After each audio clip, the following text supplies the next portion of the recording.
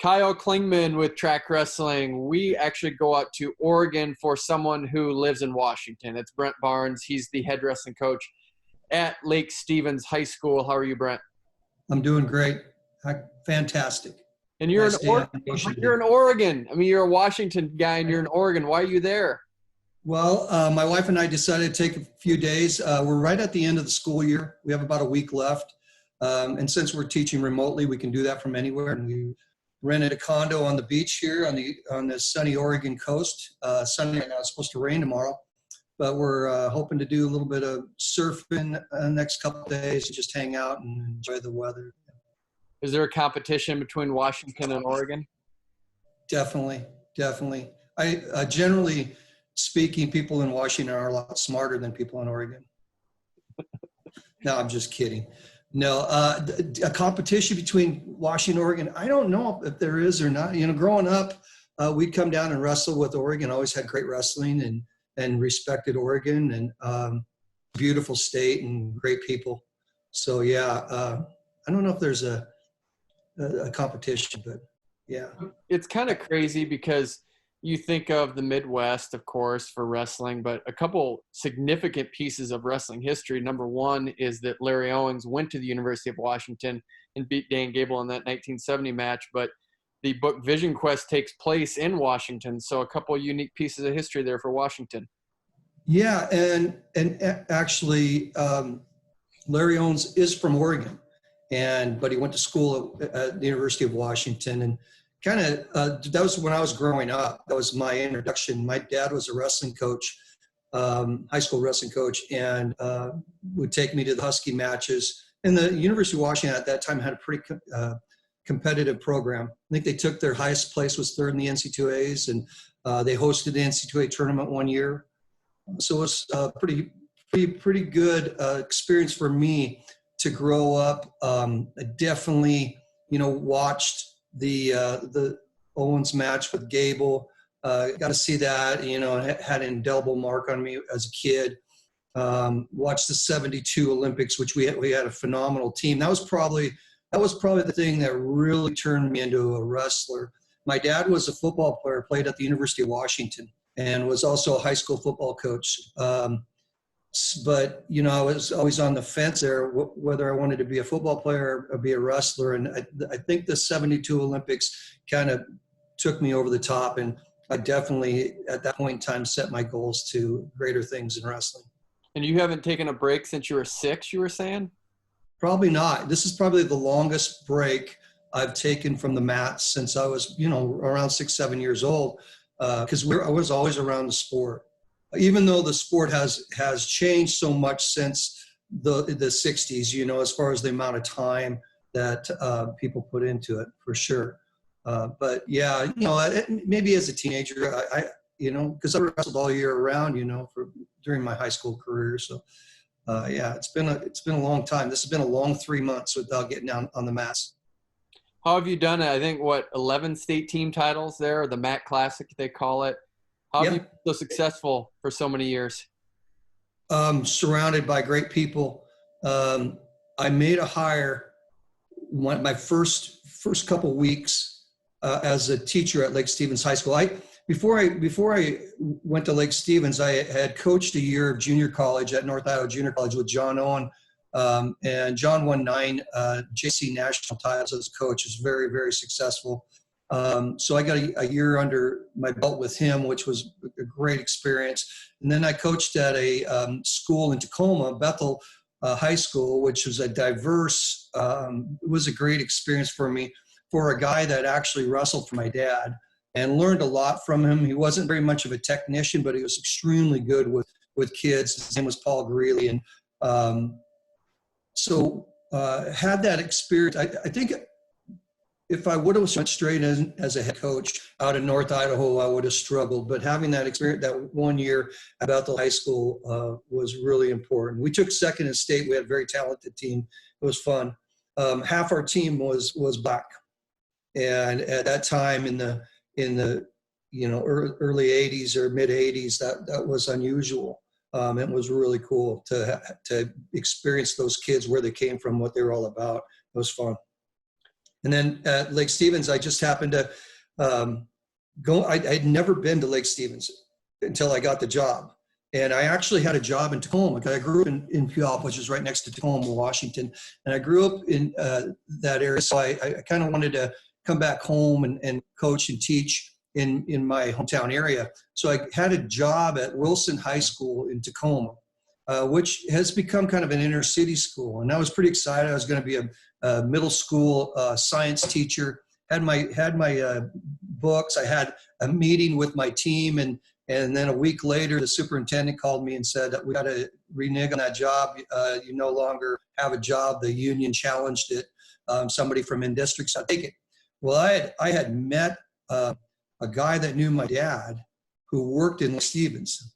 And I immediately, when I found that out, I called him. I said, hey, I got a job in Tacoma. I need to know about this job at Lake Stevens. Because there were few jobs at this time in the mid 80s, especially for head coaching and a young guy like me with no teaching experience. And so he said, fine, can you come up tonight? And went up that night. And the first time I had ever been Lake Stevens, accepted the job. And it really worked out to be a blessing. What a great community, great experience. But when I first got there, I hired a guy named Dean Witt, who was a middle school counselor, kind of a different cat. And he was a middle school counselor, but when you walked into his office, he had the Raider banner that, forget the saying, win baby win or something like that. And I'm like, this is kind of crazy. But he would, if a kid got into trouble at school, he would bring him into the counseling office and basically say, okay, well, we can get you off of this, but you got to wrestle. And so he was a great recruiter in that way. Maybe a great manipulator, I don't know. But so I've been surrounded by great people like that, and the community was right for wanting to be good at something. We had never won a state title in any other sport. We had come close in football and track, but it was a community that really wanted to have something that was successful. So. And you're known for that Lake Stevens program, but you're also known for coaching at the women's level. How did you get involved in that? Why has that been such a passion of yours? That's a great story. It's a story about relationships, which is in the end, when we get later on in our career and when it's all said and done, what you have left and what you cherish most are the relationships that you create during your run as a coach or as an athlete. And it's one of the things I always tell the girls, that come in and are on these world teams, get this incredible experience, and they're in the moment, and they think this is going to last forever. And there's, and it's fleeting, but the one thing that they can retain forever is the relationships that they create for themselves, and they have. And so I used to work camp in North Idaho, in Coeur d'Alene, and the coach there, John, would bring in some of the best clinicians in the country, and we would go for 2-3 weeks of camp. So we'd have 3 different groups come in. So I'd spend 3 weeks of my summer in Coeur d'Alene coaching at these camps. Well, John brought in Terry Steiner, and I was pretty young at that time. I'm, of course, probably about 10 years older than Terry, but he came in and he was looking for somebody to work out with, and I just happened to be the most willing and fit body, and to drill with. I drilled with him. I used to take him on runs around because I was pretty into running and marathons and stuff at that time, and I would take him on runs around Coeur d'Alene, and those guys can run like deer. But so we created this relationship, and then it spawned. We were friends before, and I remember talking to Terry about when he decided to leave Wisconsin and go and take the women's take over for the women's program. And that decision, he had called me, and we had a long talk about it, and what he wanted to achieve. And I think it's been an awesome move for Terry. And it's been an even better move for USA Women's Wrestling. So that's the way it started. And then in 2004, when I had just finished coaching my son through 4 years of high school wrestling, And he had called me on the phone. Terry called me and said, "Hey, can you get some time off in March? We have a tournament in Sweden, the Clip-On Open, and we'd love to have you come." And I came, and I think on that team was Roberts and Clarissa and a whole bunch of women pioneers that were on that team. It was pretty cool, and I got to see them and I can tell you that they paved the way, but women's wrestling is so much better now than it was in 2004. It's incredible. We've come leaps and bounds. How has it transcended that? Like how has progress been made in women's wrestling? You've been there for it. How have we made the change? Acceptance first. And it's the reason why Japan has been so dominant. They accepted and embraced women's wrestling. You know, they embraced women's martial arts way before any other country did. And it's just part of their culture. And they ran with it. What a dominant program. Well, now we've embraced it. Most of us, I just saw where Florida sanctioned 2 days ago. So we're on our way, and people have jumped over that stereotype and realized what a great activity is for not just guys, but women, and what a great sport it is. So that's the first step, is the acceptance of it, and the groundswell of programs in the states that have now sanctioned. I'm lucky. We're in Washington. We were one of the first, and I mean, I had girls wrestling back in the 90s. For us, we didn't have early 90s. We didn't have a state tournament, but they would just want to be part of it, and which was pretty cool. But now to have that acceptance, and then now girls are getting a lot better coaching. There's a lot of coaches that are going to the women's side, that even at the highest level, because they realize how great it is to work with these young women who are incredibly motivated. They're smart, they're hardworking, they're not entitled, they're coachable, they want to get better, they ask questions. You know, I was on the staff when we had the Junior Worlds in France, and it's just a great example of the difference at that time. We had the women's program, and we had our team, and we had our coaches, our 3 coaches that were coaching the girls. And you look over on the other side for the men's, it's when Spencer Lee was there, and Dayton Fix, and every kid on the guys team had a college coach there. And the USA coaches were just kind of guys that sat in the corner, but everybody had their own thing going. It wasn't like you were going to go over and help somebody, one of those guys, because they already had somebody in their ear. Somebody had already taken ownership of them way before they got to the tournament. So just the difference. And now, that being said, women's wrestling's changing, you know, and you see the girls that were at Iowa, and they followed, you know, Mark Perry to Arizona, and you know, so now that's changing. They're starting to get hooked into these college programs, and even Division I programs that have clubs. So that's changing now. Which is really good. It's they're getting the highest level of coaching.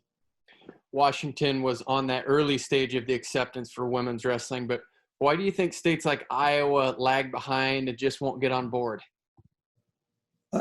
Truly, acceptance, a stereotype, the good old boys club with administrators and some coaches. They felt like maybe they were giving something up, that they were going to lose something because of it. What they didn't realize, more is better. And women's wrestling is only going to help our sport. And it's going to broaden our base. It's going to broaden our fan base. It's going to broaden our base of people that we get the sport in front of.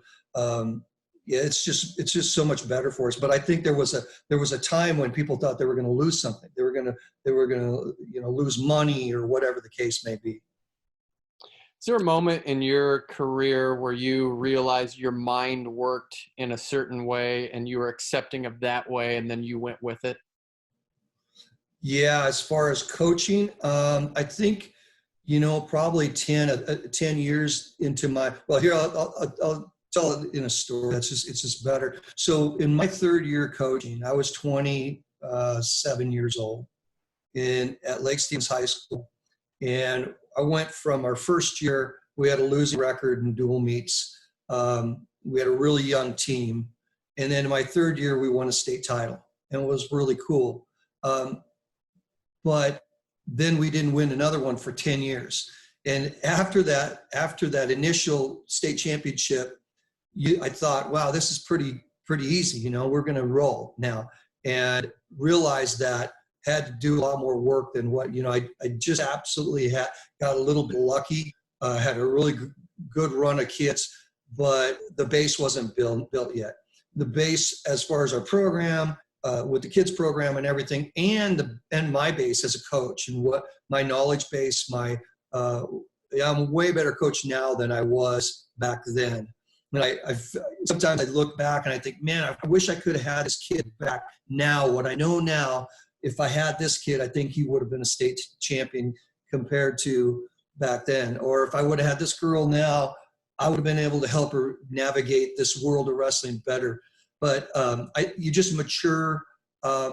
You become a student of the sport. It becomes a craft for you, more than just a job, more than just coaching.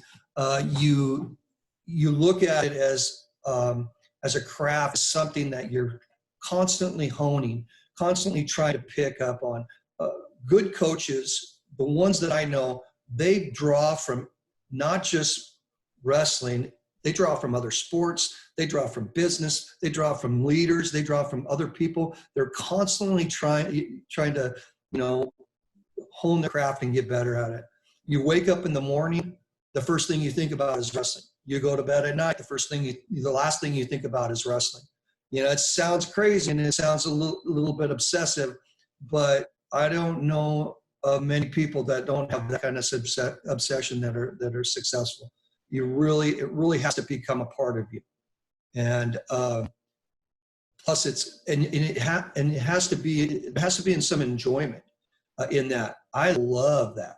I love going in the room. That's my favorite time of the day, is going into practice. I love to prepare for practice. A guy that has every practice plan for 34 years on a piece of paper in a box.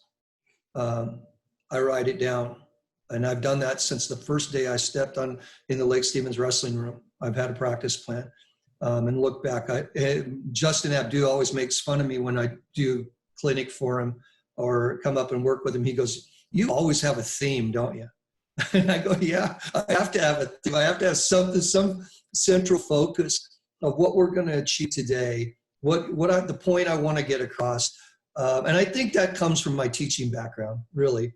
I want to go into that classroom, that wrestling room, and I want to be prepared. I want to have an objective, and I want to have an outcome. And so yeah. I don't know if I answered your question, but it's something that you got to work at constantly. Take what you said there about the process it took, and you're a better coach now than you were when you started. Is it possible to expedite the process when you're young and get all those lessons right away, or do you just have to go through it? I think some people come to the table more prepared than others. I think guys that grew up with coaches as dads have a advantage in that realm. That doesn't make them better than the others, but it does give them an advantage. What you hear, what the talks that you hear around the dinner table, what you see when your dad takes you to Saturday morning practice when you're 6 years old. I have some incredible memories of my dad coaching, and they're just kind of general things, but they were lessons. We would go with my dad, and I was probably 6 years old. My brother was 5 years older than me. He was 11. And we would go to my dad's practice, and we were in the two balcony gyms. So the wrestling room was one balcony, and over on the other balcony were gymnastics mats and a trampoline. And so it was just a playground to go.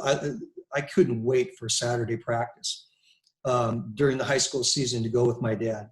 And this is before real organized kids wrestling. This is in the 60s, in the mid 60s. And my dad had a little person, a dwarf, midget, whatever the term is. And at that time, they wouldn't let little people wrestle. And he had this guy that was all jacked up. And, but he was the manager. And he wanted to wrestle, but the school just wouldn't let him do it. So he would wrestle against my brother in the other balcony. My brother's an 11-year-old little kid wrestling a 16-year-old jacked up little person. And I, of course, was the coach of my brother. And this kid would just absolutely beat the hell out of my brother. And that was really the start of my coaching career, is trying to keep my brother up in spirits. And we'd jump in the car on the ride home, and I tell my brother, yeah, I think you can get him. You just gotta, you gotta do this, you gotta do that. And of course my brother's like, no way, I'm not beating this, 16-year-old muscled up little person.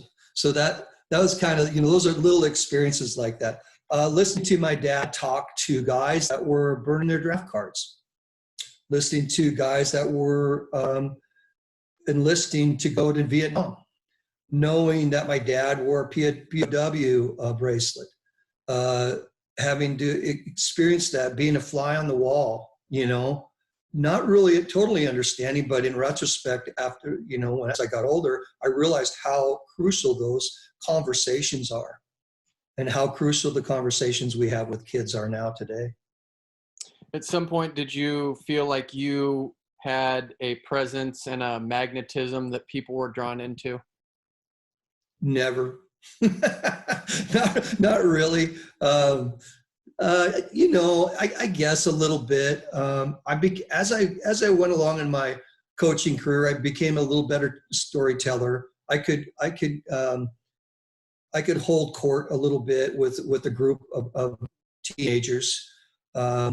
So yeah, in that way, yes, to a certain extent. But no, I never really, thought of myself as extremely charismatic. I mean, I'm more charismatic than Roy Salger, but that's, easy money right there. How about Chris Pratt? Everyone identifies your program with Chris Pratt, who placed 5th at the state championships as a senior. Do people still identify Chris Pratt being there, and are the kids now proud of that fact? Yeah, the wrestlers don't talk a whole lot about it. It doesn't come up. There are other people, that are fans that I get calls all the time about, hey, can you send Chris a message for me? That kind of thing. Well, no, I can't. You got to go through his people. But yeah, Chris was, he was one of those kids that needed wrestling, and it was really good. We had a phenomenal relationship. He didn't come to the sport with open arms. He backed into it. It wasn't his most favorite sport in high school, I can guarantee you that. But I think now looking back, I don't want to speak for him, but I believe that he looks at it now as, man, that was really good for me. I know he does. And he was, one thing about Chris, he's this real individual. He was his own person, always was his own person. His older brother, Cully, was a team captain. He was 2 years ahead of Chris. And Cully was totally gung-ho. And Chris, you had to kind of convince. But Chris was very talented athlete. He's a 220-pounder, could shoot high crotches and double legs and wrestle like a 135-pounder. So he was a very talented kid. I don't want to make excuses for him, but his senior year, he had stingers so bad that he couldn't sit on a couch without having a stinger. It just got to the point where he couldn't even take a shot. And by the time we got to state tournament, he was just so banged up. I think with a little bit more healthy body, he could have been a state champion. He was that close. He was that good. Yeah. But beyond that, what a creative guy. And he was nonstop entertainment all the time. Sometimes you wanted him to turn it off, like, Chris, okay, you can turn it off now. But he entertained a lot of people. Funny guy. Were there some intangibles then that you saw that showed you that he could be where he is today? Yeah. We talked about this not too long ago, because he would come to my office every morning. His junior and senior year, every morning he'd come in, sit in my office while I was getting ready for the day, and we would talk. And a lot of times it was just about nothing. He'd come to my office and tell me the most bold-faced lie about, a 5-car wreck on Highway 9 and 10 people died. And then I'd go tell the story to other people, and then he'd come back at lunch and tell me that was a lie. Coach, I was just kidding. I mean, he was classic for doing that kind of stuff. But usually we just sit and talk. And he told me one time, he goes, Coach, I'm going to be I think he said, I'm going to be famous or rich. I'm going to be rich someday, but I really think I want to be famous too. Something to that effect. And, you kind of just laugh it off. Like, okay. The thing about Chris, I could easily see him being a guy that lived in the community, was a carpenter, and went hunting and fishing every day, and people would just love him, and he'd be the funniest guy you ever met. And live this normal lifestyle, or I could see him being where he is today. He's just that guy. But the thing about Chris is he was really smart. He had a great SAT score. He did really well in class. I walked into the cafeteria one day, and he was sitting at a table with a bunch of foreign exchange kids, and he was speaking fluent German. And I looked at him like, Chris, I didn't know you were fluent in German. He goes, oh yeah, I'm in 3rd year German. I go, Chris, I took 3 years of German in high school. I can hardly speak a lick of German. He goes, yeah, but I just make it a point to come to lunch every day and talk nothing but German with the exchange students. That's the kind of, give him a challenge, like any kind of challenge. He would have these little personal challenges he would do. I think he's still like that today. Do you like his movies? Yeah, I do. When I first saw, when he first hit the big screen, it was hard for me to buy because I know Chris so well. But if you watch, for me personally, Jurassic Park, that's him. I mean, that's Chris just messing around in the backyard, and making stuff up as he goes. So it's fun now. It's fun to see that. Those kind of action roles he was made for. We would go to tournaments, and before weigh-in, you're hanging out in the gym, and he would be jumping up rolled over mats, and he'd have his own personal war going on. He'd army crawl across, and other teams would be in the crowd, clapping and cheering him on. He'd be entertaining everybody. So yeah, it's cool. What's one role you just said there's times where you're just like, that's not Chris? Is there a couple roles that you've seen where you're like, man, he really nailed it, but it doesn't seem like Chris? No, I'm not that big of a critic to where I would say, no, that's not Chris. I mean, he is so good in Galaxy and so good in Jurassic. I mean, those are really natural roles for him. That's kind of who he is. And I mean, he's had other, and to be honest, The Office, the funny stuff that he does or not The Office, but Parks and Rec, that's good stuff too. Yeah, I'm not much of a critic. How about Moneyball though? I mean, there's a sports movie. Yeah, and that was one of his first, but which was cool, and that was one of his first big movies. And he told me he had spent a couple weeks at USC with their baseball coach doing hitting lessons. And he said, Coach, you don't know how good it feels. Just get a hold of one and connect with one. And that's kind of him, and why he's so good at what he does is he just dives into these things. And he honestly probably saw himself as a baseball player, and getting in the box and taking pitches and then just getting a hold of one and that great feeling. So yeah, it was fun going to that movie because we had a conversation about his training and getting ready for that. And I actually thought he did a pretty good job there. And he was playing a guy that I went to WSU where I got my degree from. So it's a plus. Yeah. Did you know, well, I think it's Hatterberg. Did you know him at all? Yeah. No, I'm a lot older than him. Okay. Yeah. Yeah. What do you want to? The only great athlete I know of from WSU was Mark Ripien, who was MVP of the Super Bowl. We had a softball class together, and he would knock my hand off, even though it had a glove on it. He could throw the ball. Yeah. What do you want to keep doing now after wrestling? I think you have a few years left, but what do you want to keep doing? Yeah, I have a lot of interests. I can fill up a day pretty good. I love to read. I write quite a bit. I work out. I do some fishing. I do some fly fishing. I've just picked up trying to surf. I can see myself getting obsessed with that and doing the surfing. I love to travel. Yeah, so I have a lot of interests. I make wine. I have a couple barrels that I need to bottle real soon in my wine cellar. So yeah, I have a lot of stuff that I do. I like to do work. I have no problem filling up a day. Yeah, and I'm also I took this time during the shutdown here to work on my real estate license just for the fun of it. I don't know if I'll ever use it. I'm not a very good salesman. Matter of fact, I hate to sell anything. But just from a knowledge base, it's good to have something like that. You never know, when I retire, maybe try to sell a house or two. But What's your best Justin Abdul story? Oh, wow. My best Justin Abdul story.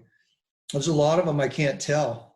But he's a dear friend and probably one of my best friends for sure. Not probably, he is one of my best friends. When we talk about, we go back and we talk about some guys have an advantage because they understand coaching. Justin's one of them. He has an advantage because his dad was a coach, and he was around so many coaches growing up at a young age. And I'm always amazed at what the level of commitment, that Justin had and his dad and his family had for him to be the wrestler he became. We talk about kids having to, sacrifice, get up in the morning and, come to the gym. We have morning practices and on and on. Well, Justin lived in Moose Jaw, and his dad would take him on a Thursday down to Great Falls, Montana, which is a 7.5 hour drive, drop him off. His dad would come back and pick him on a Sunday. He'd work out with his addicts and those guys. And his dad just went to a tournament and found, these are the toughest guys within a 8-hour drive. We're going to get Justin there. And that's a crazy, I guess that mentality probably comes a little bit from the hockey mentality in Canada. They're not unafraid of jumping in a car and traveling across the country to get, coaching or whatever. And so they applied that to wrestling. I think because of that, Justin has such a broad base of coaches that he's experienced and friends and places that he's been. I'm a little jealous that he got to do all that, when he was a kid growing up. I wish I would have had that experience. Yeah. But yeah, he's just a great guy. He really is.